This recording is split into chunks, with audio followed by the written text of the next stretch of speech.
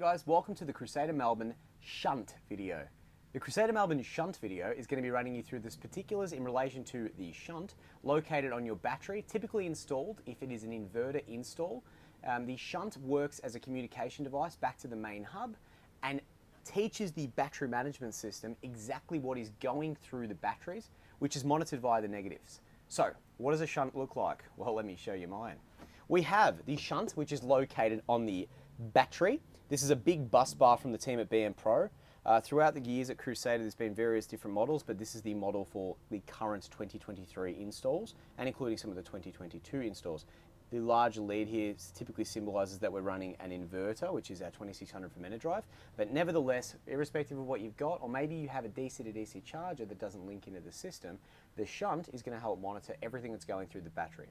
This battery system underneath here is the BP35, and it's only aware of the inputs that are inside of it. It is not aware of anything extraneous. It is not aware of a DC to DC charger. It is not aware of an inverter. It is not aware of a portable solar panel that you decided you're going to hook up to it. The shunt allows the system to track via wireless transmission, such as through the Bluetooth settings, what goes and comes through the battery, right? So all of the main negatives are hooked up to the they're going to one point on the shunt, so the main battery feeds the whole van, so it knows every ounce of power coming through it off a negative bus bar behind the system.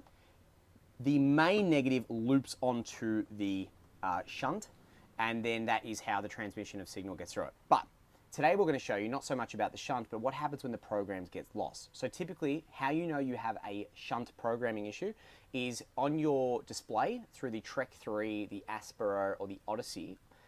You will not see any of the inverter or signal. It'll just say like you're using 7 amps, which if you're running a microwave, it's more like 107 amps. So it is lost track of what's happening. Typically symbolized because its little brother over here, the comms link unit, over like so, is flashing red on the top. Right up here, I believe. You should see a nice little red flash from time to time, and he's flashing green, I reckon, right now, because he's starting to look for a program. So typically if it's flashing red, that's a bad time. Red's never good. Blue is pairing and green is I am working. So what we're going to show you today is what happens when you lose pair, how to repair. So how to repair. We're going to do this. So we take our positive, right? Now, make sure all of the van is off, the mains power's off, everything's off on it, right? And we're going to remove the shunt. This is the shunt's positive wire. So we're going to remove the ability for it to actually start looking for something and doing its job, all right? Then we're going to do is this. We're going to get a paper clip. Oh, this is a bent one I made earlier, one I prepared earlier, or a pen. And we're going to, on the left-hand side of the comms link, there is a little button. You're going to press that little button once you've lined up the thing. So just excuse me for 2 seconds while I press my button. And this little light, once I hold it down long enough, will go into pairing. Oop. I just have to have another go. Right. See the light change to blue? So now it's flashing blue. We need to make the shunt start looking for itself. So positive back in, back to the battery. Might be a little bit of a spark depending if you've got load on and haven't followed the previously turn everything off in the instructions. And then there's a little light that's flashing here, blue. So we've got 2 flashing corresponding blue lights. They're going to find each other in about 2 seconds.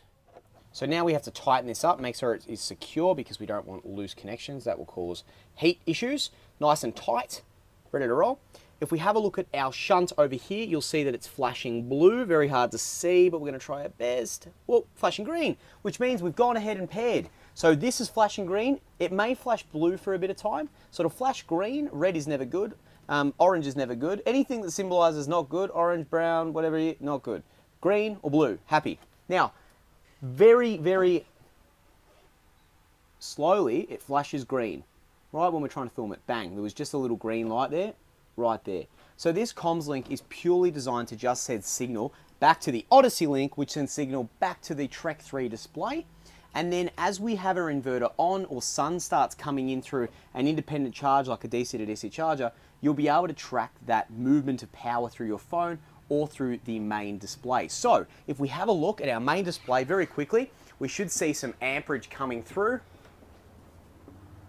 Well, really, there's nothing happening here because 0 amps because we're fully charged. So everything is right as rain and working perfectly as normal for these customers. that's been our explanation on the shunt, how to program the shunt, and when you really need to be looking at reprogramming the shunt. All this stuff can be tracked off your phone if you've got a Bluetooth compatible module. Check out some of our other videos about independent battery management systems and how they tie in, such as the Aspero, the Trek 3, or the Odyssey. Hopefully you've enjoyed this one, and we'll see you in for the next one.